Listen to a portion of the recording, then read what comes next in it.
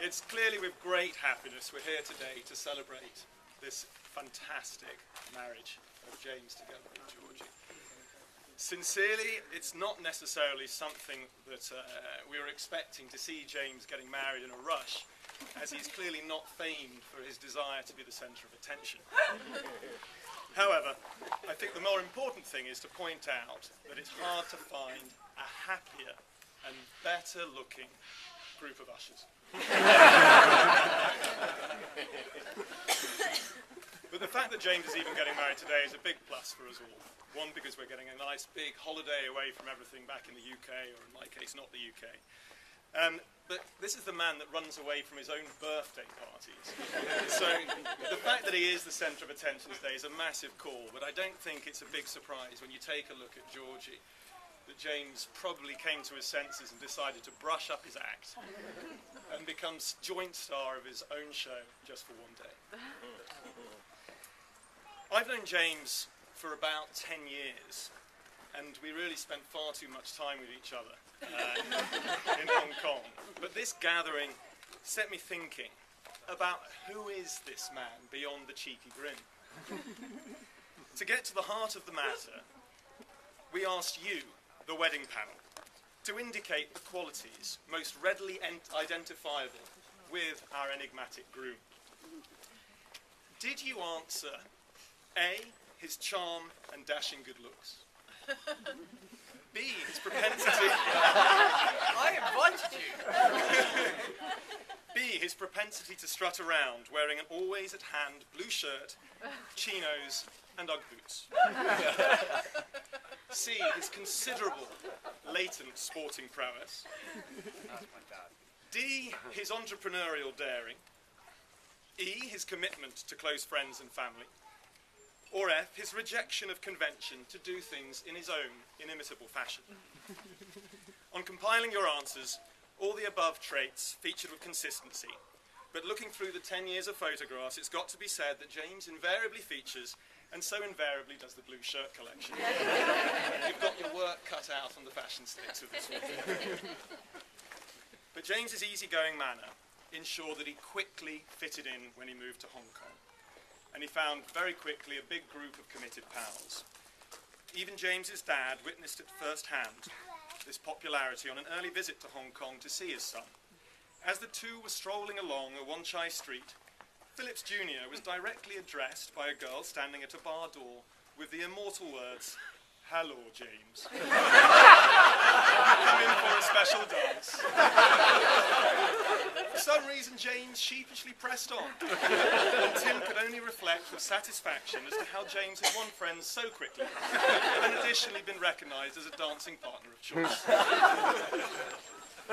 Since our introduction, James said very little about his school days. But at school he was a solid achiever, and his outstanding sporting prowess earned him the title Captain of Sports at Eton. Or so he told me, until these schoolmates actually turned up and denied that fact in these last few days.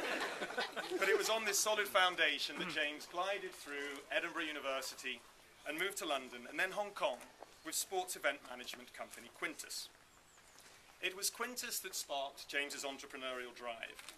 The role took him to the height of event management, organising functions as diverse as tennis matches featuring the likes of McEnroe and Ball, to even organising concerts featuring Pavarotti.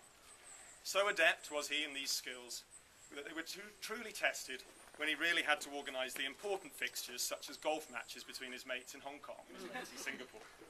Needless to say, getting McEnroe to turn up to matches on time was significantly less challenging than getting 24 of his mates to fire it up till the early hours and still make tee-off time the following morning without injuries. But ever the willing organiser, James also rounded up a group of pals to ascend Asia's highest mountain, Mount Kinabalu.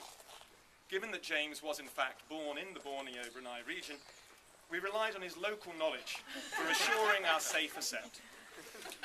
As we climbed through the night, above cloud level, the weather turned to freezing, and with howling rain it was evident our kit was somewhat deficient. Lacking all relevant thermal and waterproof clothing, the one item James had for some reason packed in quantity was 6 pairs of boxer shorts from Marks and Spencer's, which covered his his head for the remainder of the journey. It's perhaps with this remaining vision that I struggled to imagine James ever winning the heart of any glamorous lady.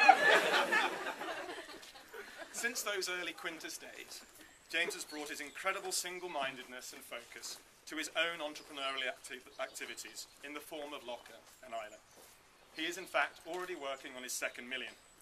Sadly, he had to give up on the first.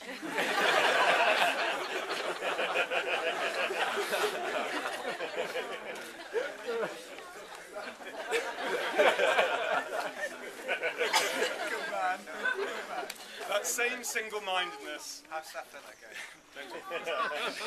That same single-mindedness has been equally applicable to his family life with Georgie and Izzy.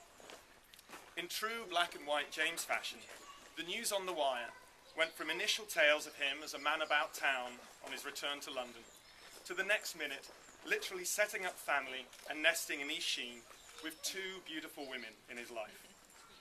I can only assume that we're seeing Georgie in that wedding dress on daytime TV that was probably the thing that made him realise she was going to look good on a day like today. But if I'm not wrong, the wedding dress was from Asda. And that was probably the deal clincher for our very Pennywise group. They do Tales from Tesco next. Anyway, James, you have truly, truly scored in marrying Georgie. You've found someone who's attractive, who's funny, who's talented, who's smart, and more importantly, tolerant. And Georgie, you've found James. But seriously, I think you've made a wonderful choice for your first husband. James is a talent, and he is also a great friend, and I have no doubt will be a great husband and father. The first dance is up in a couple of hours, or in James's case, I should probably say first bounce. But I hope really that your lifelong habit of landing on your feet is maintained this evening as opposed to landing on George's. You are loved by so many that we are all so thrilled for you.